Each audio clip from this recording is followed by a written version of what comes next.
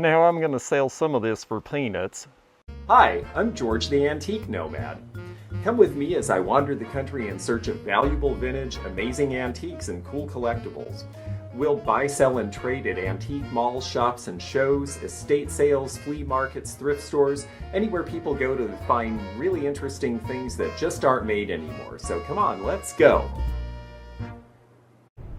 So this is Beale Street, where W.C. Handy invented the Memphis Blues, and he played in the clubs up and down this street. It has become a big destination and party center and been rebuilt over the last 20 years. It's down the road from the Peabody Hotel, the very famous hotel where the ducks live on the roof and come down the elevator to great acclaim every day at 5 o'clock for cocktail hour. A famous place Memphis is, but that's not where I'm headed. I am headed to Louisiana, and I'm going to show you why. Good morning, everybody. It's George the Antique Nomad, and I am doing a removal today. I am about to get into this garage, which I am seeing for the first time. And it's got a whole lot. It's kind of like getting a storage locker. There's new stuff, there's old stuff. I see a really cool bridge lamp base right there with a nice little jadeite ball in the middle. Oh, there's blue geese out of the 80s. There's a neat old looking Schwinn bike. Boy, I hope that's actually got some age, but it's neat in any event. She says she's not even sure what's in the boxes. There's also a house full of stuff. I'm going to, out of deference to the client who is a viewer and a very nice lady, I am not going to show the house because she's in a situation where she had a vintage and thrift shop and it had to be closed because of family reasons, and then the items went into storage. There was a flood in the storage locker. Everything had to be taken out and brought home. And so it's kind of a mess. So we're going to show the garage, and then I'm going to show you the haul after we get it back to Kentucky.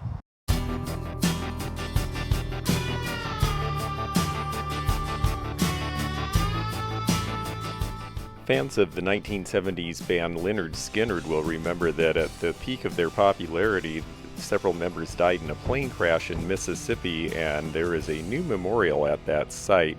I just happened to notice it on my way home and stopped to take a look. Very sobering.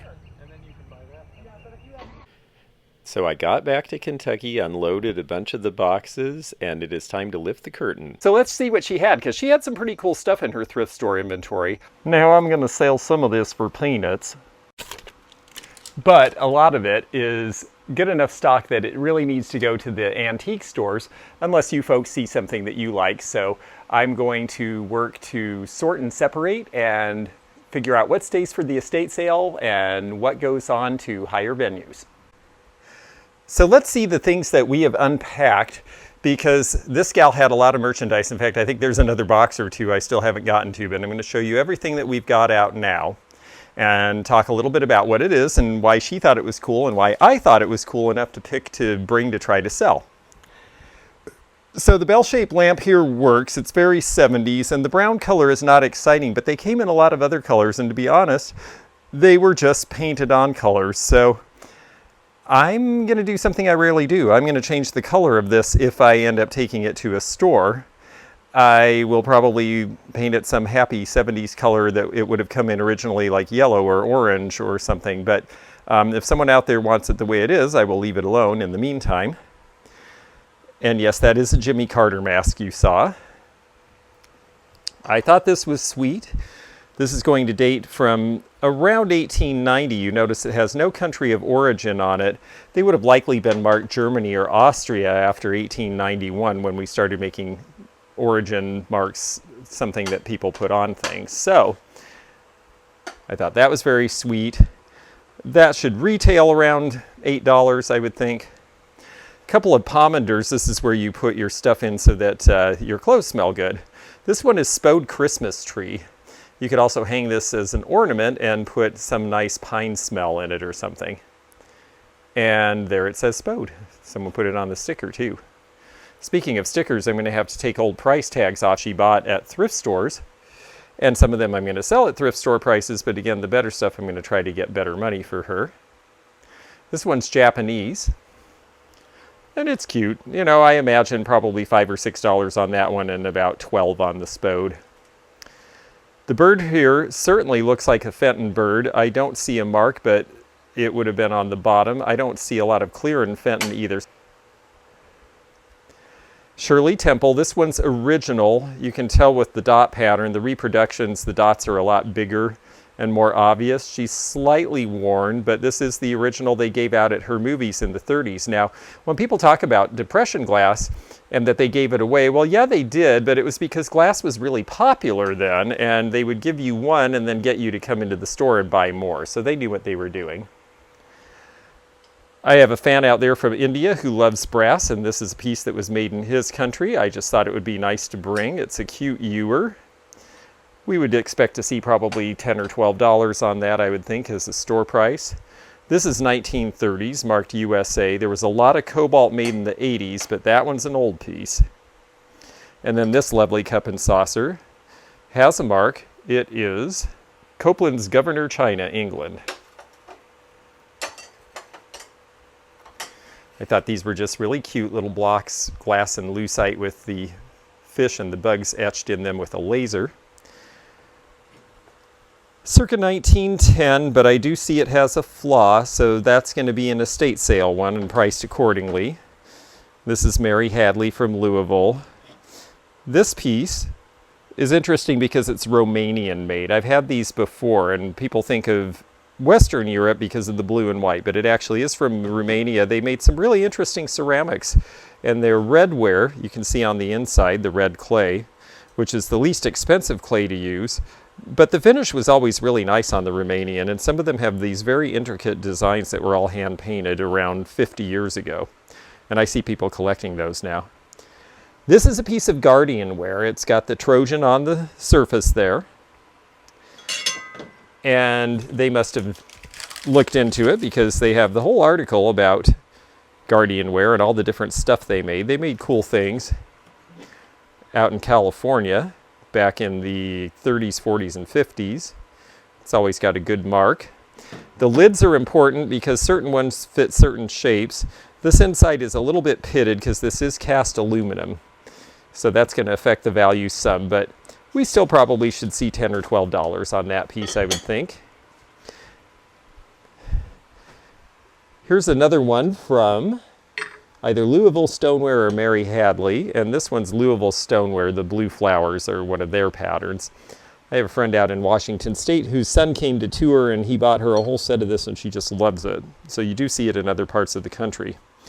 Now, all of this is tonala, and most of it is signed Ken Edwards. Most of it has the KE signatures. I'm not sure the owl does. I don't think this one had any signature at all that I could determine, but this one does. El Palomar, which is his company, Mexico, and the little fish. And then others of these do have the KE signature that also tells us it's his. And she had bought a lot of this, and boy, what good timing, because it's very popular right now.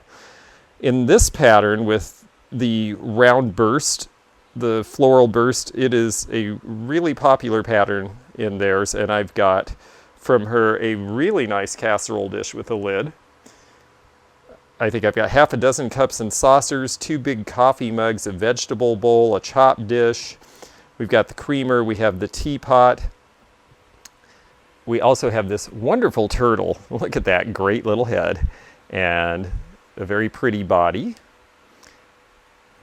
So it's really fun to get a bunch of this all at the same time. And there's a few other pieces as well, the little egg cups here, shaker set. And this stuff's really popular. I expect that the price on the casserole dish will probably be around $45. A couple of naughty little novelty trays. I just thought those were cute. Hemingway's house, that'll go to Florida if it lasts that long. Once a king, always a king, but once a knight is enough. There's a little Wade ashtray. We see those fairly frequently, but they sell for about $5. And then this stack here is nice. These are Japanese, so these are 1950s, but they're Moriage, and they really are based on the pre-war items They just, after the war, started making what was familiar to them for a while until they started changing things for what were 1950s and 60s modern Western tastes. And those are for really nice little dishes. You could use them as coasters. You could use them for salt or almonds. They're very sweet. 1980s Florida plate. I just like this kitchenware stuff. It's no big deal, but I thought they were cute. I like the sundial on the glass bake ramekin here. That's nice. And then this is cool because it's cauliflower, and you lift the lid and there's your little spoon. And this is Italian. These pieces here are another good pottery company. Evesham is the pattern, and the maker is Royal Worcester. It was one of the last really popular lines that they made in dinnerware. And it's got the Royal Worcester label that indicates that Royal Worcester started in 1791. It's a shame we're losing all of these old English companies that were there so long, but at least we've got the oil and vinegar bottle and a nice vegetable bowl. And, you know, those price fairly cheaply, but it's really such a great pattern. Let me show you the bowl, because when you see it, you might just want to start collecting a set. It's just fun because you've got different fruit and you've got different colors to work with. So it was very popular about 30 years ago, and it's starting to be collected again. We've got the player at the piano right out of the 1970s, and I'm pretty sure that works. Let's see if we can give it a quick wind.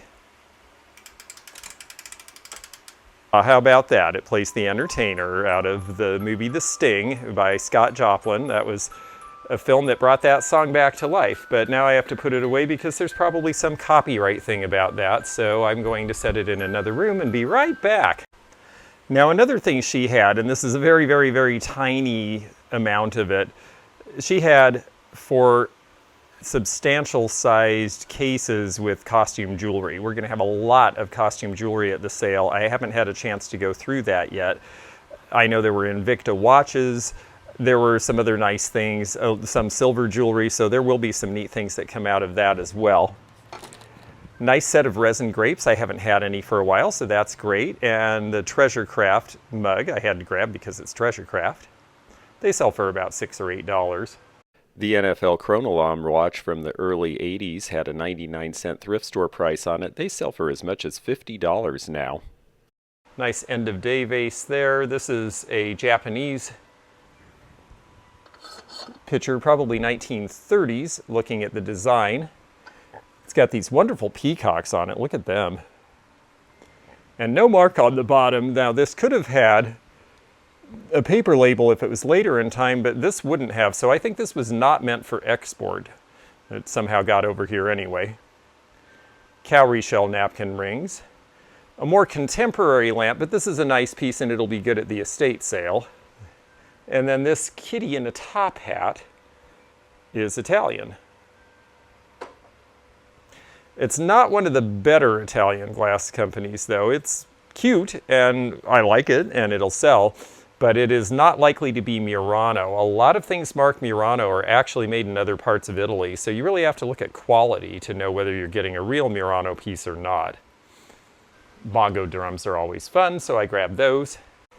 This vase here is rather showy and rather attractive. It's all hand painted. It's got a nice label, and it tells us that this is Camaras from Spain.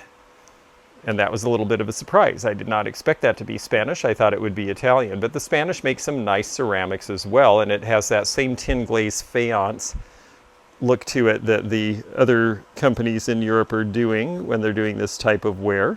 The classic McCoy grape pitcher in avocado green, and the 70s coin by Fostoria, little candy dish in the amber there. I think that's pretty. And, you know, some folks do really enjoy amber again these days, and I like that shade of it a lot. I think it's good quality. And because it's amber and not as many people buy that color, it'll be relatively inexpensive. Now here we're getting into something a little better. These are Dansk, and while they were made in the Philippines rather than France or Denmark, which is usually what you want in Dansk, these are good enough and desirable enough that they sell between about $40 and $60 each, depending on size and whether It's the jar with the lid. We'll show you that mark real quickly, because these are something that you might see out there that you wouldn't think to pick up because it says Philippines, but it turns out this is a pretty good pattern. They like the ducks. Little Christmas tree, we'll put that aside for the holidays, or for, well, I have one viewer who specifically asked if I could find one of these. I think I'll let him have it. This is Dryden Pottery, and Dryden Pottery was originally made in Kansas, but then they moved, as it says there, to Hot Springs, Arkansas. And they are still there. They're one of the few American companies still producing. You have to buy it at the factory. The glazes are interesting, and that's what they're known for now. It's been going for, gosh, 70 years, I think. And then this shadow box and the contents all came from this place as well. We've got this neat early, like 1910s pre-prohibition beer mug with the great pattern. It's by McCoy. It's an early piece, so it doesn't have any mark on it at all. You just have to know, but they sell for about $15 online. And this one's great because it's got a gentleman with a pipe in his mouth, and that's also an older piece. And this one's got a nice mark on the bottom. And I was very happy to see a nice Pyrex set. We've got this little early 70s green, and these are also going to be from about that same time. And it's the whole set. You've got the little brown, the medium size with the flowers, the larger yellow, and then the big one with the flowers. So nice to have a whole set. That'll be something that someone will like to have. This shadow box has some more cute stuff in it. The orange elephant. This is going to be 1930s and likely from Japan, but I do not see a mark that I can identify. And this little guy, also an elephant little teapot, he's Fitz and Floyd. And Fitz and Floyd is always really good about marking their dates. This is 1976. This is when they first are starting to import to the United States, primarily from Japan. The honey bowl here is really cute, and it's got the spoon. That's important. It doesn't have any chips or flaws. This is another Japanese piece. This is some of the stuff that goes along with the cottage wear lines made in Japan right before the Second World War, so I think that's 1930s. And look how cute. Sweet little hand-painted dog with the clover mark from Japan, also a 1950s piece. We know people love their dogs. This is probably by Artistic Potteries out of California. There were a couple of California potteries that did this speckled blue and pink glaze as opposed to the way Hager did it, that was more in swirls. This bowl here is more contemporary, and it's quite substantial, and you can see they didn't pay a lot for it new. I'm not going to charge a ton for it at the estate sale, but I think we can make some money for her. And, you know, I really want to help this gal out because she definitely got in a tough situation that was kind of beyond her control. So I'm really glad to be able to take some of the pressure off her and leave her with the stuff that she wanted for herself and that's easy to sort through and deal with. This is Francoma Pottery. You can see the FP. That's a mark you don't always see with Francoma, so good to know that that's Francoma. They do it on the small pieces, and these are small because they've got the crawfish and Louisiana crawfish on the back. I've got one orange and 3 in white, and they sell for about $8 to $12 a piece. This cute little Scotty. This is 1940s. This is going to be an American company out of Ohio, but I'm not sure which. It does not have the foot of American bisque. So it could be Cardinal, it could be one of the Spalding or Sebring potteries. But it doesn't really matter because it's all about cuteness, and he's probably $15 cute, I imagine, in a store. And then this is Black Amethyst, but this one came out in the 70s. It's a good-looking piece, and they do sell, usually in about the $12 to $15 range for that candy dish. So before we delve into the last grouping of merchandise, I just wanted to say thank you so much for watching. If you have not subscribed and you'd like to be notified of future videos, well, please do subscribe, because that's how you can click that bell and that'll tell you when we're on next. We're on every Monday and Wednesday, 8 p.m. Eastern, and other times as well. If you are interested in memberships, there's a button that says join you can click up above, and if you don't see that, then go to a link in the description. You can find out more about what our membership tiers involve. We've added some new perks lately. And we also encourage you to leave comments and let us know you're out there. We are going to continue on now and show you more of what we got from the Thrifter Hoarder haul. All right, let's get around the corner and see what else she has. There are some things under the table. She's got one shadow box. I had to get this because, you know, it's just so 70s. And it turns out that, yes, they do sell. And they sell for about $15 or $20. It's an old Rayovac rather than the Coleman. Coleman are the most popular, but look at this great color for the Sportsman 360. And that Sportsman had to be buying this in about 1974 when that color was the most popular. I did take a few things that were newer. I got a steam mop that I think will sell well on eBay. I'm trying to help her make some money for this move because this is a big deal for her to have to undertake. And so I thought this espresso maker seemed pretty decent.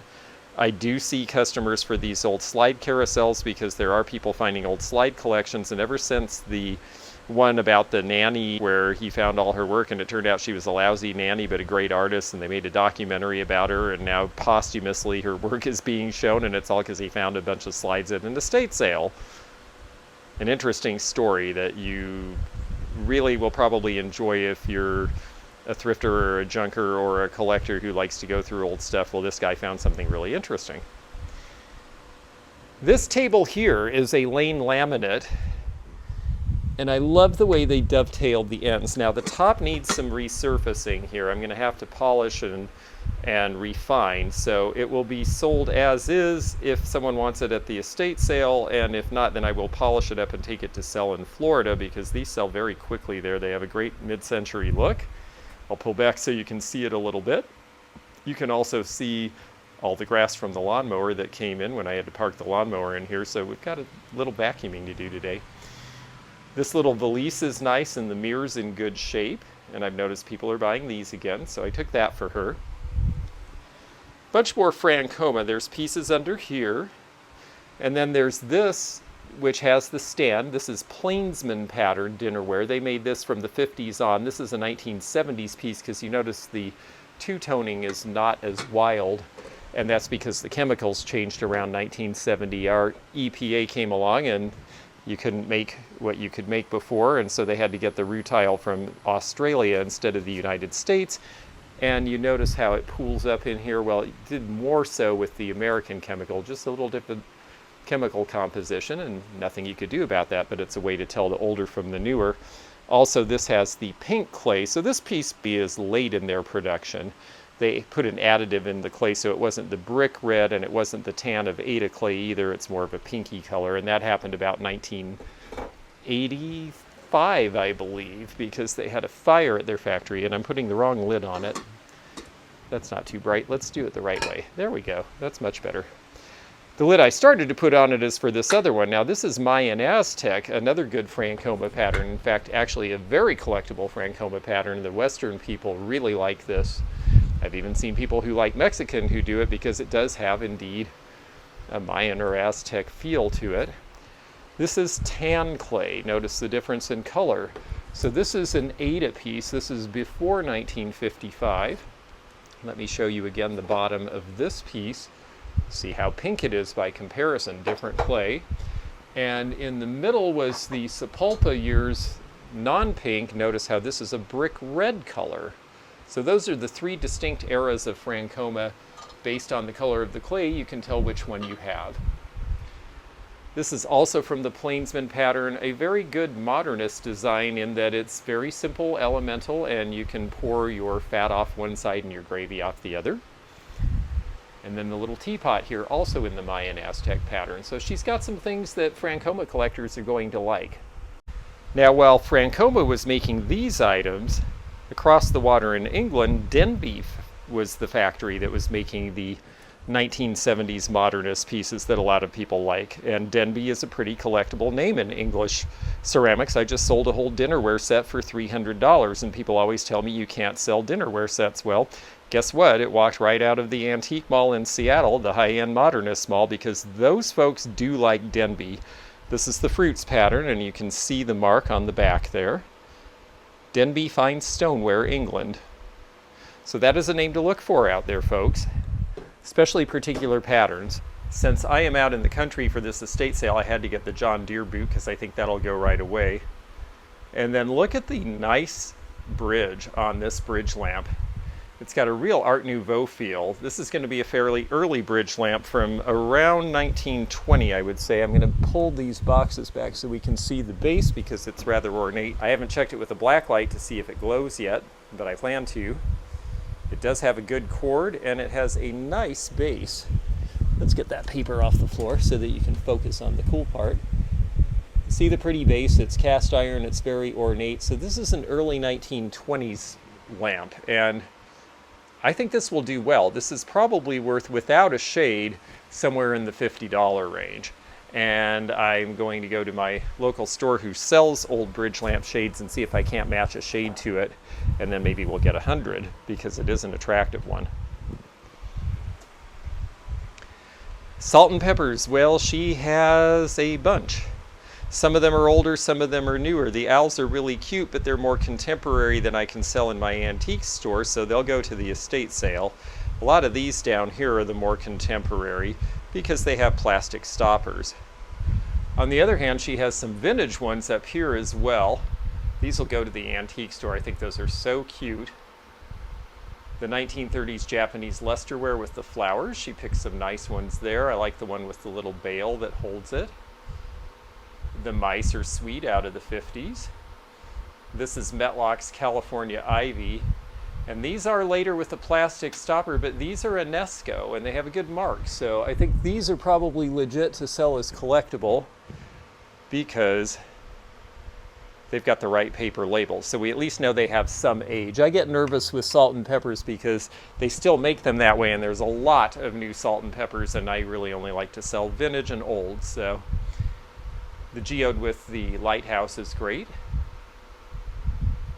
I know some of you folks aren't big clown people, but these are Fitz and Floyd, the tumbling clowns again, and these do sell on eBay. And you have to know that FF is the mark, FF 1978. So these are earlier Fitz and Floyd. I think someone will enjoy them. I know some people who won't. I won't even show them. Delft Blue, we have a cigarette lighter as well as a couple of the little shoes. Even the showcase that it is all sitting in is for sale. I liked this because it is an old steamship photo and people like old steamline related items. You can tell it's an older one because of the way the ship is made in the back. This is the style of ship that was sailing 1920s, 1930s typically, and I was so surprised when I unpacked it to find that it is from Seattle. Marine Salon, framing our specialty at the Canadian National Dock with a 6-digit phone number. Even big cities didn't have 7-digit phone numbers back when this was done. So that's a cool piece, and if it doesn't sell, I will take it to Seattle and I'll bet someone there will recognize it. This hand-painted set is really nicely done. This is another thing from Eastern Europe. These were done in Yugoslavia, I believe. It does not have a mark, but the hand painting is really vivid and brilliant, and I just think that they're really cool, and I've been picking these up whenever I see them. This is more contemporary, but it's got a nice stained glass to it, and it looks almost as if she's playing a harp. She's really just sitting by this lovely little floral display though, and it will pop out really well when it's lit from behind. So I thought that was a nice enough piece. It definitely should come even if it goes in the house sale. Various little bluebirds by the makers of the bluebirds in the 80s that are very popular to collect now. This Crazy Wild Lazy Susan is great. This is a set that says Cal Originals. California Originals did these They were sort of copying Treasure Craft's ideas, but their glaze patterns are definitely different. And it's an interesting shape. Overall, it's in very good condition, and it's nice because it's only got 3 parts, so you don't lose them as much. Now, someone did retouch that chip there, so full disclosure, this one does have one little problem. The one below, however, is flawless, and it is orange and has a very nice variegated glaze in the bottom. Also Cal Originals. And this, again, this is when Treasure Craft really got everybody doing these dripped and poured glazes in the 60s, and they followed suit. And I think their color of orange is just great, and that's a pretty hot little set there. And that one, no damage. The vase here is Hager from 1983. I like the teal color and the hourglass shape, and of course Hager is starting to definitely be a thing with collectors, as it should have been all along. It's just, unfortunately, you had to wait for the company to quit producing to realize how great their stuff was. People are catching on now, though. This is a neat piece with the double lamp. He's not in perfect condition. He should have a bow to play that cello, but it's very nicely done. It's 1940s. It appears to work, at least the switch does, so we'll see if it works properly, and we might be able to fashion a bow that's appropriate for him. If so, it'll go to the antique store. If not, then we will have to leave it in the estate sale, but it's still a nice piece. This is more contemporary, but how pretty is that with the rose and the butterfly? And then we've got a couple of critters here. This owl, this fat little owl, is marked FM. FM is a Swedish glassmaker. There's a lot of good glass that was made in Sweden in the modern era. And I like the little owl. It's FM Kunstglas. It does not have a mark on the bottom, so if those labels are gone, you might not know it's theirs, but these were done in the 1970s, and because it's an owl, that's a pretty good collectible these days. And then this is very nice. This is Baccarat. I sold the smaller version of this in a less exciting color for $50. This one has the nice label on it. It's a very pretty green. This frog, I suspect, is worth about $100. Now, there is one thing of hers that I put aside that you'll have to wait until I have my level 2 haul video for. It glows under a black light. I'm just going to tell you that, so you can look forward to seeing that later. That was one thing I took from her estate and set aside for my level 2 member video, and it's just really cool. We'll get to that when we hit that period of the month. I love mechanical die-cast. Valentine's, this one's in its shadow box. I thought this was very pretty. And it looks to me like they put one Valentine in front of another and made kind of a vignette, which was a good thing to do because the Valentine in the back is not in absolutely perfect condition. But what a nice display. And then our last item for this particular segment of the haul, before we get into the jewelry and things, is this 1908 student violin from Chicago by a company called Lyon and Healy. It's had the bridge redone, which is good because it means at some point fairly recently people were still playing it. You can tell they played it a lot because it's worn in the appropriate places. Well, we're nearing the video's end, so I guess it's time for the sad violin. However, we will have all this great stuff available. It is going to Twin Lakes Antique Mall in Gilbertsville, Kentucky, if it's collectible, unless someone out there sees something that they want. You are welcome to email me and let me know what you liked, and I'll try to make a fair price to you. Or it will be at my estate sale that I'm holding on June 25th and 6th as part of the Highway 41 yard sale in Western Kentucky. So I will be at the midpoint of that sale, and I hope anyone in the area comes on out because there should be great things to find all over the place, and because I'm liquidating the remains of, I think, 3 or 4 estates at that sale. So there'll be a lot of other cool antique vintage. I've got everything from cameras to Western memorabilia to basketry to glass and china and art and decorative objects and kitchenware. So come on out, it'll be fun. And if not, well, I'll see you here soon with more adventures from the world of antiques and collecting. Please don't forget to like and subscribe and click that button to be notified of new videos. We're here every Monday and Wednesday at 8. So bye for now and have fun.